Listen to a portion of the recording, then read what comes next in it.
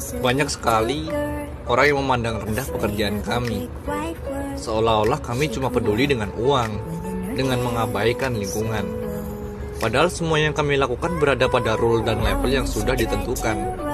Ada yang namanya reklamasi, penanaman hutan kembali, dan masih banyak lainnya.